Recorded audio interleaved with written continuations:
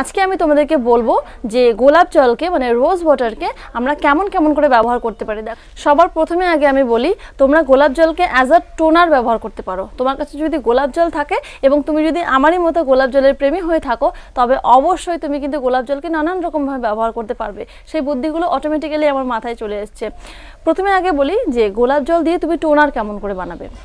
গোলাপ জল নিয়ে নেবে একটা বটলের মধ্যে, সেখানে তুমি 1 চামচের মতো গ্লিসারিন দিয়ে দেবে।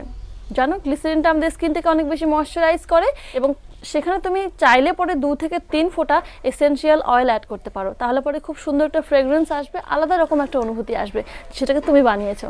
ওকে, নাহলে তুমি এটাকে স্কিপ করতে পারো। টোনার রেডি হয়ে গেল।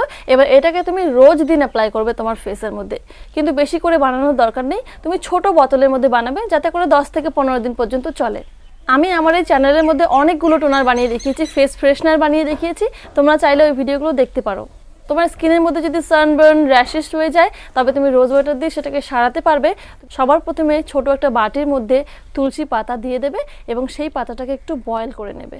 বয়েল করার পরে ঠান্ডা করে নেবে এবং এই জলটাকে মিক্স করবে রোজ ওয়াটারের সঙ্গে। হাফ দেবে রোজ ওয়াটার, হাফ দেবে এই তুলসীর জলটা। এবার এটাকে মিক্স করে তুমি তোমার ফেসের মধ্যে অ্যাপ্লাই করবে। ধরো তুমি কোথাও রৌদ্র থেকে আসলে এবং তারপরে একটু রেস্ট নেওয়ার পরে তুমি এই জলটাকে মুখের মধ্যে স্প্রে করবে, বা তুমি আইস কিউব বানিয়েও ব্যবহার করতে পারো এরকমভাবে। তুমি যদি রোজ ওয়াটারকে ময়শ্চারাইজার হিসেবে ব্যবহার করতে চাও, তাহলে পরে তুমি কোকোনাট অয়েলের সাথে রোজ ওয়াটার মিক্স করে লাগাও। একদিন লাগিয়ে দেখো এইরকমভাবে।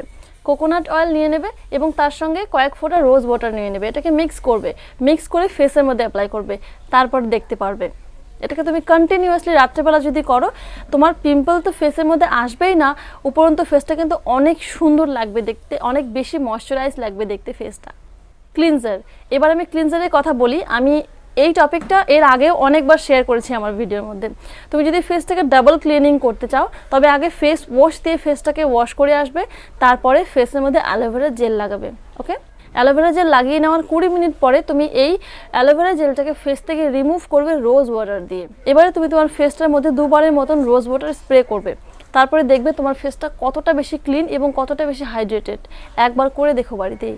ফেস প্যাক বানানোর জন্য দেখো, আমরা বাড়িতে সবাই কিন্তু মোটামুটি পাউডার ফেস প্যাক বা হোমমেড ফেস প্যাক বানাই। যেমন ধরো মুলতানি মাটির ফেস প্যাক তুমি আজকে বানাবে। এবারে মুলতানি মাটির সঙ্গে তুমি কি জল মেশাও? না না, সেটা একদম করবে না। মুলতানি মাটির সঙ্গে তুমি রোজ ওয়াটার মিক্স করবে, মিক্স করে ফেস প্যাক বানিয়ে ফেসে লাগাবে। ঠিক তেমনভাবে তুমি যদি চন্দন বেটে লাগাচ্ছ বা তুমি যদি চন্দন পাউডার ব্যবহার করছো, তুমি যে কোনো পাউডার ব্যবহার করছো ফেস প্যাক হিসেবে, তুমি সেই ফেস প্যাকটার মধ্যে কিন্তু রোজ ওয়াটার অ্যাড করবে। কখনোই সাদা জল ব্যবহার করবে না, তাতে কিন্তু আমরা কোনো বেনিফিট পাই না। সেখানে তুমি যদি রোজ ওয়াটার ব্যবহার করো, তুমি কিন্তু তার অনেক বেশি বেনিফিট পাবে। এরকম গরমের দিনে ডিরেক্টলি বডি লোশন হাতের মধ্যে নিয়ে আমি গায়ের মধ্যে লাগানো পছন্দ করি না। তাতে করে ব্যাপারটা একটু ম্যাসি লাগে আমার, ব্যাপারটা একটু চিপচিপা লাগে আমার, যেটা ভালো লাগে না। তাই আমি বাড়িতেই হোমমেড বডি লোশন বানিয়েছি রোজ ওয়াটারের সঙ্গে 2 থেকে 3 চামচ বা 2 থেকে 3 পাম্প বডি লোশন ব্যবহার করে। তো বন্ধুরা, আজকের ভিডিওটা এখানেই শেষ করছি। দেখা হচ্ছে আগামীকালের ভিডিওতে।